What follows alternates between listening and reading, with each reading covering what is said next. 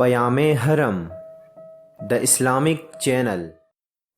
السلام علیکم، میں ہوں آپ کا دوست اسد اللہ اور آپ دیکھ رہے ہیں پیام حرم یوٹیوب چینل۔ دوستو، پچھلی ویڈیو میں ہم نے جانا تھا کہ واقعہ اصحاب فیل کیا ہے اور یہ کیوں ہوا اور کس طرح ہوا اور اس میں کیا کیا ہوا۔ ابرہہ کی لشکر کشی اور پھر اس کی تباہی اور بربادی کا یہ واقعہ، یعنی اصحاب فیل کا جو یہ واقعہ ہے، یہ واقعہ ماہ محرم الحرام میں پیش آیا، جبکہ حضور صلی اللہ علیہ وسلم کی ولادت باسعادت کا زمانہ بالکل قریب آ چکا تھا۔ اس زمانہ میں جو اس قسم کے خوارق ظاہر ہوئے وہ سب آپ کی نبوت کے ارحاسات یعنی علامات اور نشانات تھے۔ اس واقعے کے 50 یا 55 روز بعد حضور صلی اللہ علیہ وسلم کی ولادت باسعادت ظہور میں آئی۔ یہ آسمانی نشان، یعنی یہ جو اصحاب فیل کا جو واقعہ ہوا اور اوپر سے پتھر آئے جن پتھروں سے ابرہہ کا لشکر ختم ہوا، یہ آسمانی نشان نبی آخر الزمان کی آمد کا غیبی اشارہ اور غیبی اعلان تھا۔ قریش کی یہ غیبی نصرت اور حمایت فقط اس لیے تھی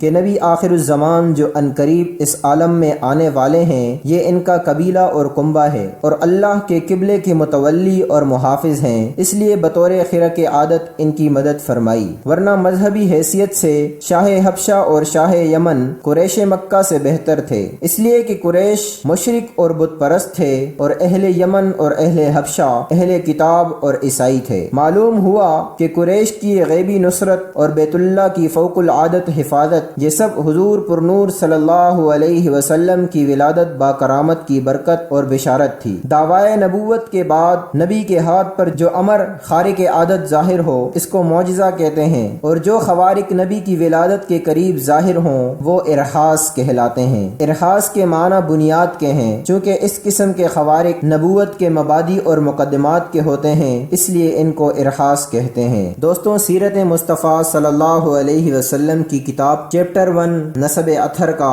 یہ آخری موضوع تھا اور آخری عنوان تھا۔ کل سے انشاءاللہ چیپٹر 2 شروع کیا جائے گا۔ چیپٹر 2 کا نام ہے ظہور قدسی، اور اس کا جو پہلا عنوان ہے وہ آپ صلی اللہ علیہ وسلم کی ولادت باسعادت ہے، کہ آپ صلی اللہ علیہ وسلم کب پیدا ہوئے اور کہاں پیدا ہوئے۔ تو امید کرتا ہوں کہ یہ چیپٹر آپ کو پسند آیا ہوگا۔ اگلے عنوان تک ہمیں اجازت دیں اور ہمارے چینل کو سبسکرائب کرنا نہ بھولیں۔